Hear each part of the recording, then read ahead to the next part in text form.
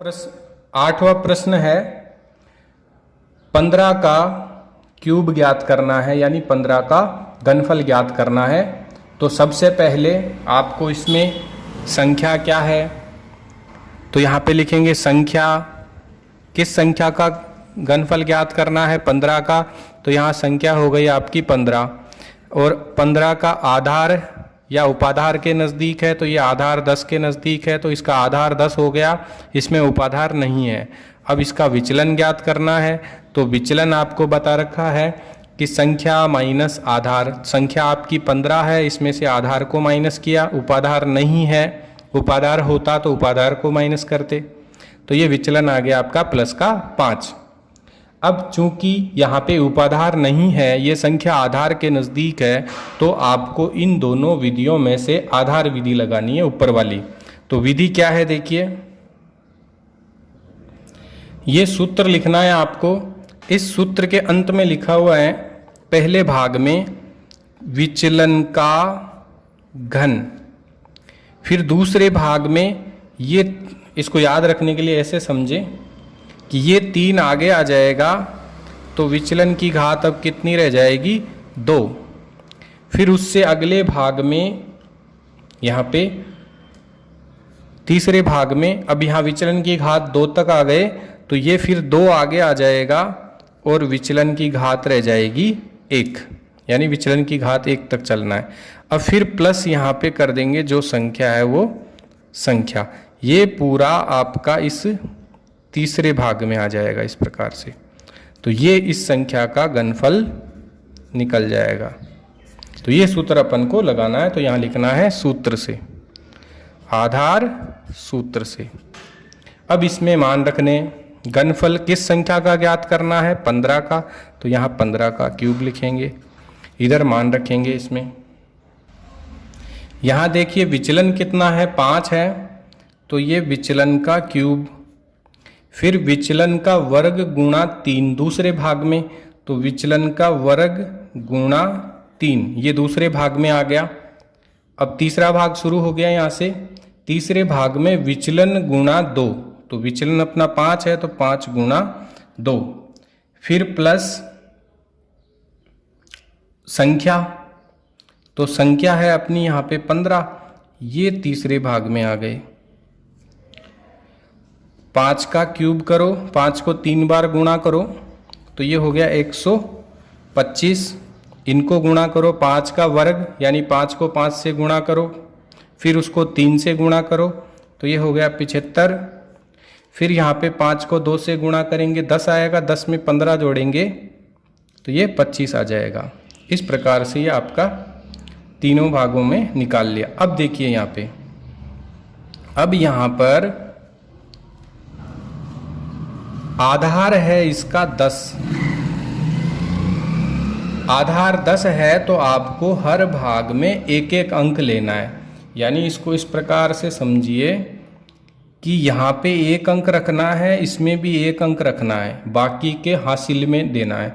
तो यहाँ पे ये 12 हासिल में चला जाएगा, तो यहाँ पे आपका ये 5 रहेगा। इधर करते हैं इसको कि यहाँ पे था 125, फिर उसके बाद में 75, फिर उसके बाद में 25, तो यहाँ पे आपका 5 आ जाएगा, ये 12 हासिल में चला जाएगा, तो यहाँ पे 75 और 12 कितने हो गए? 87 हो गए।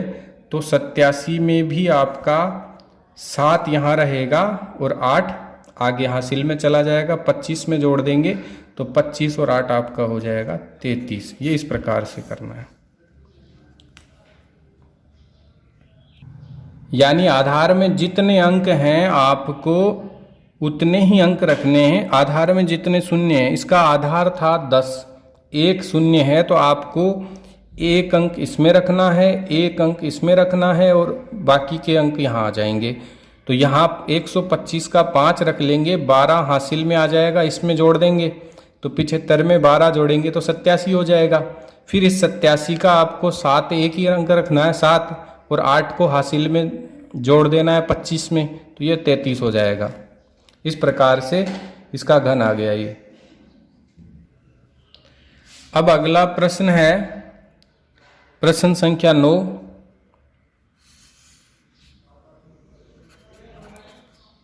इसमें आपको 91 का क्यूब निकालना है, 91 का घन ज्ञात करना है। तो वही लिखेंगे। सबसे पहले यहाँ पे संख्या क्या हो गई? संख्या हो गई आपकी 91। आधार क्या है इसका? आधार हो गया ये 100 के नज़दीक है। फिर उपाधार है नहीं इसमें। विचलन, विचलन के लिए करते हैं संख्या माइनस आधार, तो ये हो जाएगा माइनस का 9। विचलन आया है माइनस में, इसको ध्यान से समझना। तो देखिए आधार सूत्र लगेगा। आधार सूत्र क्या है? सबसे पहले आपको पहले भाग में लिखना है विचलन का क्यूब। मैं डायरेक्ट कर रहा हूँ यहाँ पे कि यहाँ पे पहले भाग में, यहाँ पे देखिए सूत्र में विचलन का क्यूब है, तो यहाँ अपना विचलन है -9, तो ये -9 का क्यूब आ जाएगा। फिर दूसरे भाग में है 3 गुणा विचलन का वर्ग, तो विचलन -9 है, तो ये हो गया 3 गुणा विचलन का वर्ग। फिर अगले भाग में यहाँ पे क्या है? 2 गुणा विचलन प्लस संख्या, यानी ये विचलन गुणा 2 प्लस संख्या, ये आपका तीसरा भाग हो गया। तो संख्या में यहाँ पे आपकी हो गई 91, 93। अगले भाग में देखिए -9 का क्यूब निकालिए, यानी -9 को 3 बार गुणा करना है आपको, तो ये आएगा 729। अब यहाँ समस्या ये आ गई कि ये माइनस में आ गया, इसका समाधान कैसे करना है? देखो 9 का -9 का वर्ग हो गया 81, 81 को 3 से गुणा करिए तो ये हो गया 243, और यहाँ पे -9 को 2 से गुणा करना है तो ये हो गया -18, और फिर ये संख्या है 91, ये हो गया। तो यहाँ पे इसको माइनस करेंगे इसमें से, तो ये आ जाएगा आपका 73, ये आ गया 243। अब यहाँ पे समस्या हो गई, इस माइनस को कैसे हटाना है? तो देखिए इसका आधार कितना है? 100। अगर अपन इससे एक हासिल वापस इधर लेते हैं तो इधर आधार के बराबर, यानी अगर एक इधर हासिल लेते हैं तो वो 100 के बराबर इधर माना जाएगा, यानी उसका मान इस भाग में 100 के बराबर होगा। तो यहाँ पे अपन को 700 से भी ज़्यादा घटाना है, तो अपने पास इधर 800 होना चाहिए। तो इसमें से 8 हासिल लेंगे तो वो आधार के गुणा के बराबर होगा। अगर एक हासिल लेते हैं तो वो 100 के बराबर होता है, तो 8 हासिल लेते हैं तो वो 800 के बराबर होगा।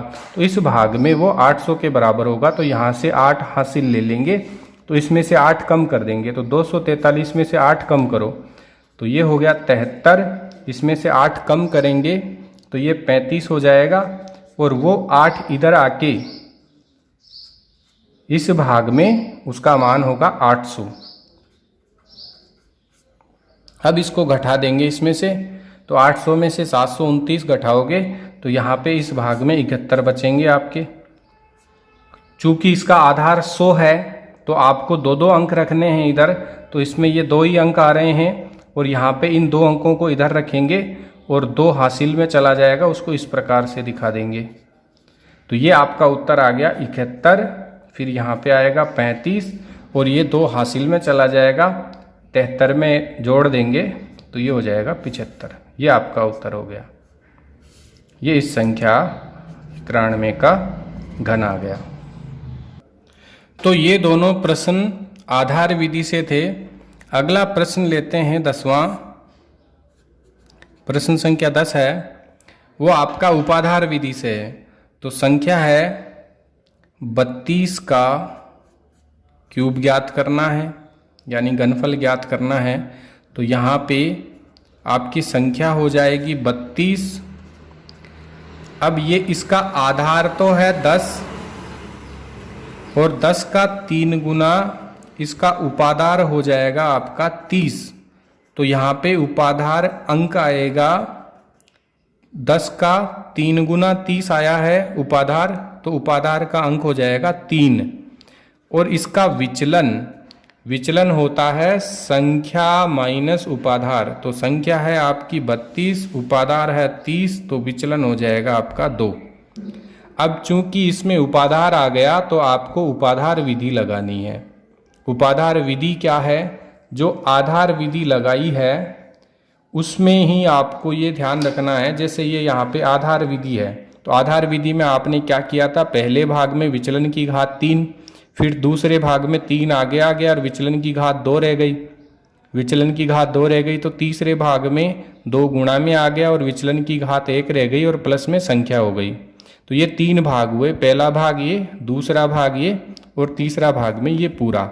जब आपको उपाधार विधि लगानी है किसी भी सूत्र में, किसी भी प्रश्न में आपको उपाधार विधि लगानी होती है तो आपको करना क्या होता है, पहले भाग को ऐसे ही रखना है, दूसरे भाग में उपाधार अंक से गुणा करवा देते हैं और फिर उससे अगले भाग में उपाधार अंक के वर्ग से। मान लीजिए कोई विधि है और उसमें आपके 4 भाग आ गए, जैसे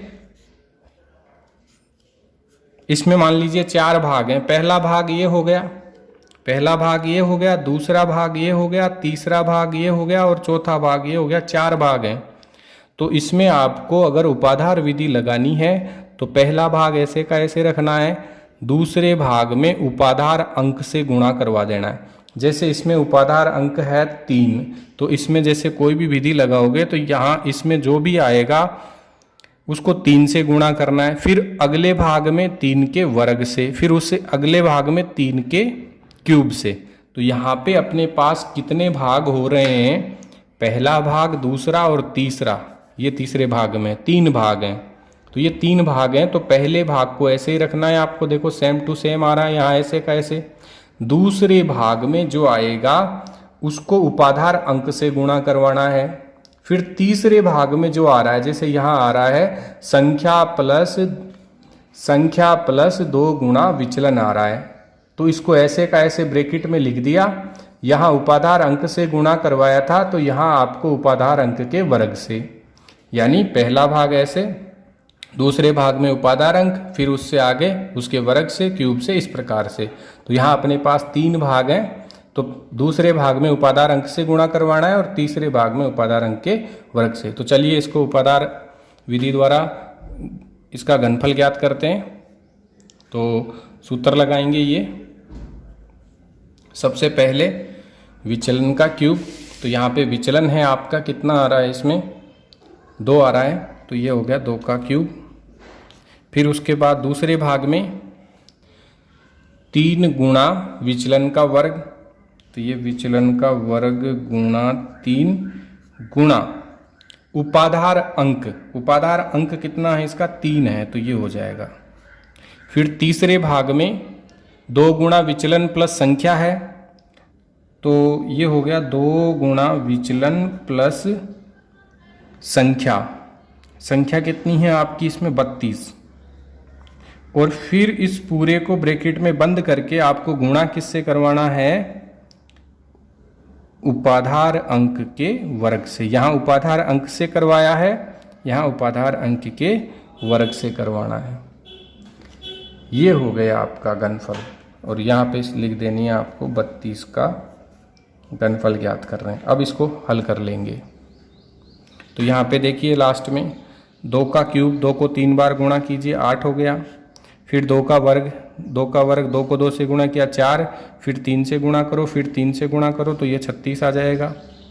इसी प्रकार से 2 को 2 से गुणा करो 4 में 32 जोड़ेंगे तो ये 36 आ जाएगा। और 36 को फिर 3 का वर्ग 9 से गुणा करोगे, 36 को 9 से गुणा करोगे तो ये आपका आ जाएगा, पहले भाग में 8, दूसरे में 36, तीसरे में इन दोनों को गुणा करेंगे 324 आ जाएगा।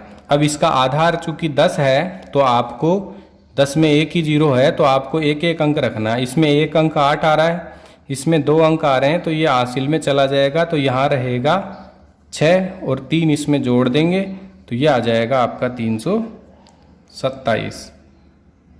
इस प्रकार से आप ये उपाधार विधि लगा के घनफल ज्ञात कर सकते हैं। इसमें बस ध्यान ये रखना है कि उपाधार अगर विधि लगा रहे हैं तो दूसरे भाग में उपाधार अंक से गुणा कराएंगे और तीसरे भाग में उपाधार अंक के वर्ग से। जैसे इसमें अपन ने क्या किया, यहाँ पे उपाधार अंक 3 से गुणा करवाया दूसरे भाग में, और तीसरे भाग में जो भी संख्याएं आ रही है उनको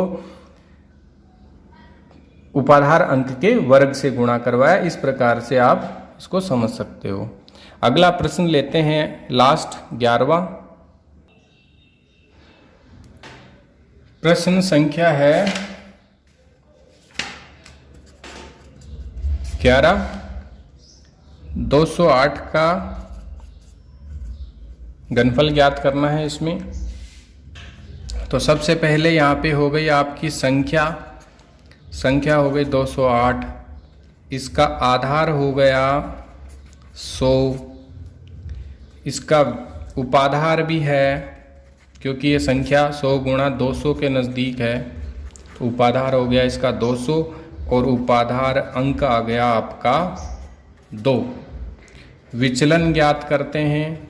विचलन हो गया संख्या माइनस उपाधार, तो ये आ गया आपका 8। अब इसमें चूंकि उपाधार आया है इसलिए उपाधार सूत्र से घनफल ज्ञात करेंगे। ये आपको सूत्र लगाना है। सबसे पहले भाग में विचलन का घन, विचलन की घात 3, फिर 3 आगे आ जाएगा विचलन का वर्ग, और उपाधार अंक विधि है इसलिए उपाधार अंक से गुणा करेंगे दूसरे भाग में, और तीसरे भाग में उपाधार अंक के वर्ग से करेंगे, और यहाँ संख्या प्लस 2 गुणा विचलन। तो सूत्र लगाते हैं इसमें।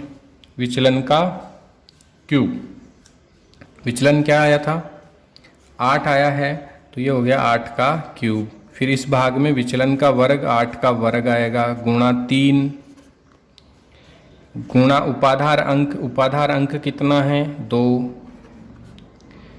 विचलन गुणा 2, विचलन आया है आपका 8, उसका गुणा 2 प्लस संख्या है आपकी 208, और जो भी आएगा इसका उत्तर उसको अपन उपाधार अंक के वर्ग से, उपाधार अंक कितना है यहाँ पे 2, तो 2 के वर्ग से गुणा करवा देंगे।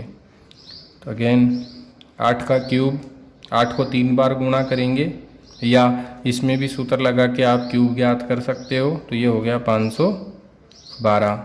8 का वर्ग, 8 को 8 से गुणा करेंगे 64, 64 को 3 से गुणा करके फिर 2 से गुणा करेंगे, तो ये आ गया आपका 3 8 4।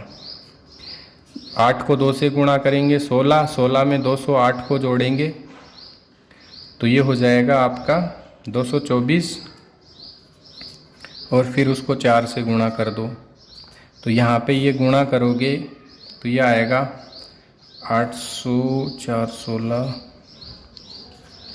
दूसरे भाग में आएगा 384 और तीसरे भाग में आएगा 512। अब यहाँ पे देखना है आधार कितना है, आधार है 100, 2 0 आ रहे हैं तो आपको इसमें 2 अंक रखने हैं, इसमें 2 अंक रखने हैं, बाकी के हासिल में चले जाएंगे।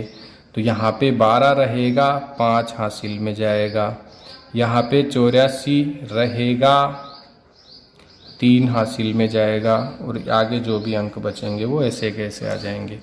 तो यहाँ पे 12, 5 हासिल में गए तो ये हो गया 84 + 5 89 हो गया ये। फिर ये 3 हासिल में चला जाएगा और ये हो जाएगा, इसमें जोड़ देंगे 899। ये आपका इसका घनफल आ जाएगा। तो ये आपके प्रश्न संख्या 8 से लेकर के 11 तक गृह कार्य के रूप में करना।